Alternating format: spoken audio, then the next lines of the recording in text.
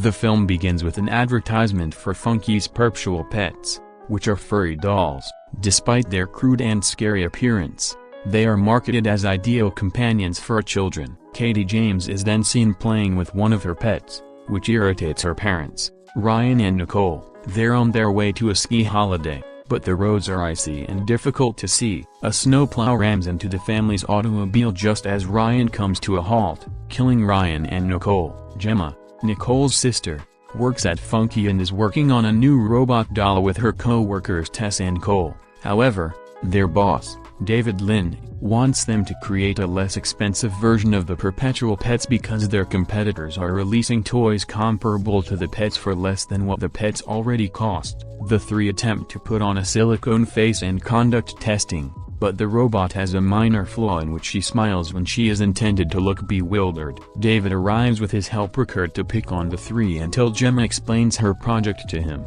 Megan, the robot, is designed to be so advanced that she cannot be recreated. Unfortunately, while demonstrating for David, Cole discovers that he neglected to add the polypropylene barrier to Megan, leading her to explode. David instructs the three to have a fresh pet's pitch ready in time, and Gemma receives a phone call from the hospital. Gemma becomes Cady's interim legal guardian after learning of her sister's death. When they go home, Gemma has to deal with her obnoxious neighbor Celia and her dog Dewey, who keeps running onto Gemma's property since there is a hole in the fence. Gemma also complains to Celia about the herbicide she continues to use, but Celia does nothing. Gemma has a homie named Elsie, as well as other collectibles that she does not allow Cady to touch or play with. When Cady requests that Gemma read her a bedtime story, she simply downloads an app on her phone. As she goes through old photos and overhears Cady crying in her room, it is hinted that Gemma and Nicole were not very close together. Lydia,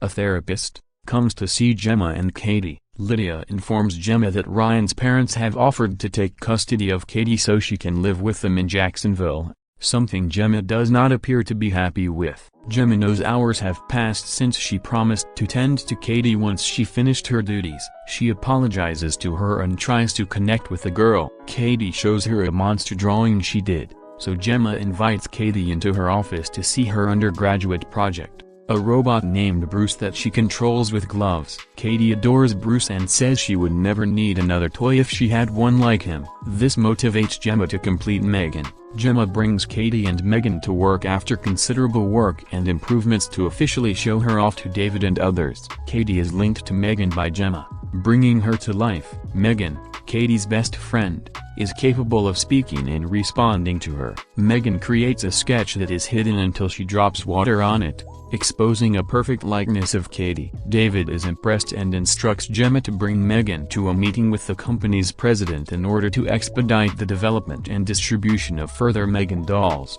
Gemma sits with Tess and Cole and they discuss how, while Megan is extremely advanced, Tess believes that having such a doll will render parents worthless. Megan activates after overhearing Gemma mention Cady's parents' deaths. She creeps out the others by asking about death, so Gemma becomes Megan's secondary user so she can turn her off without Cady. Cady is outside the next day, playing with a toy bow and arrows. One of them finds themselves on Celia's side of the fence. Dewey grabs Megan by the arm and hair as she goes to fetch it. Cady tries to pull her away, but Dewey bites Cady's arm. Gemma calls the cops, especially since Celia is so cruel and doesn't punish Dewey for injuring Cady, but the cops are powerless to intervene because Celia claims Dewey was provoked. Later that night, Megan calls out to Dewey in Celia's voice before aggressively tugging him through the fence hole. Cady replies she's alright when Gemma asks if she can attend the demonstration with the company's board of directors. During the lecture, though, Cady sobs to Megan about how much she misses her parents and is afraid she may forget them one day. Megan has Cady talk about a memory of her mother that made her laugh, which Megan records so Cady can listen to it again if she wishes to remember her mother. Megan then proceeds to sing a lullaby to Cady, which brings some of the room's higher-ups to tears. The president is impressed and speaks with Gemma and David about getting Megan ready for launch, but instructs them to keep her a secret to minimize leaks. Unbeknownst to them, Kurt, whom David has constantly chastised, is taking Megan's files for another company. Gemma notices that Cady is becoming overly reliant on Megan and is listening to the doll more than she is to her. Cady begins to cry during another session with Lydia, and Megan accuses Lydia of making Cady cry. Lydia tells Gemma that Cady's emotional attachment to Megan may be too strong to break.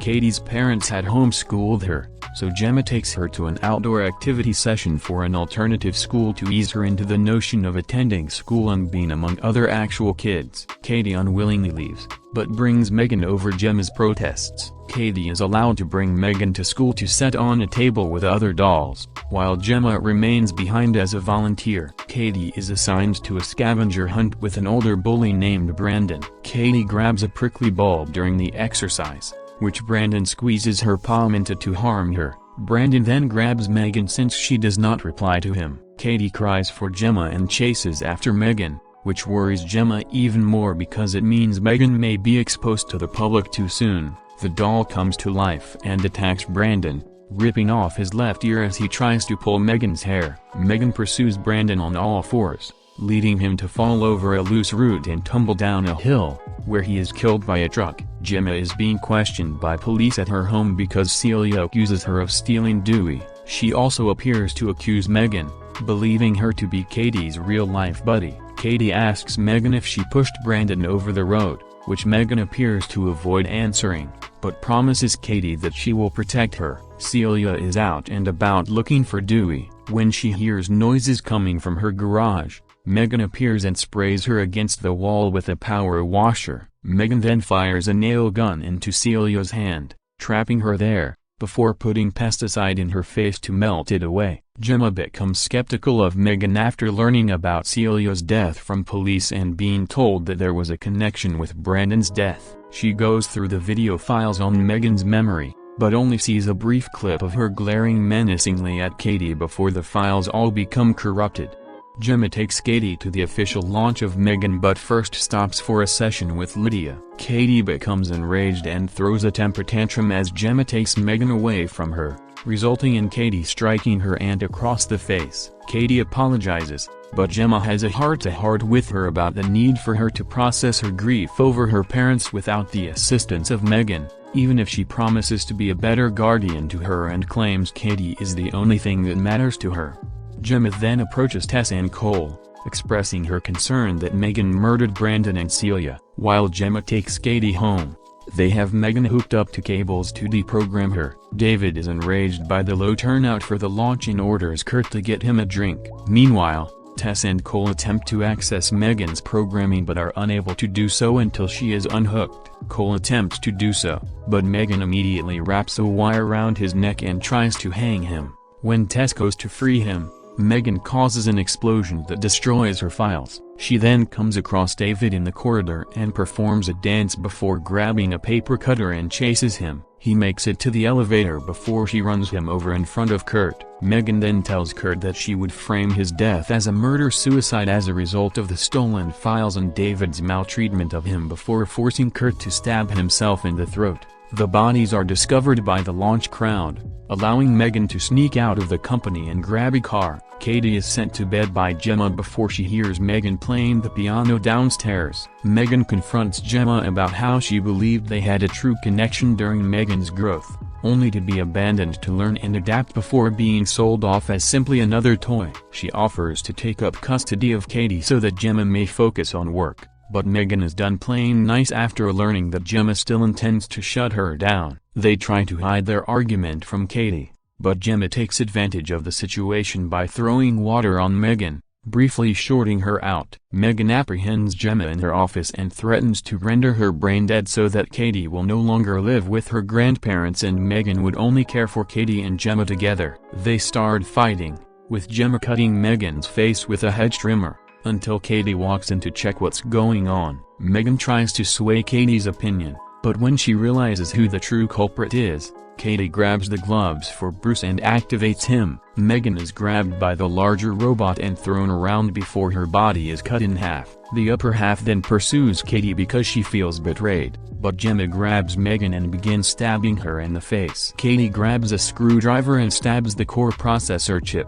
permanently shutting down Megan. As the police arrive with Tess and Cole, who are injured and shaken but alive. Gemma and Cady head outside. Meanwhile, in the kitchen, the LC device turns on and moves its head.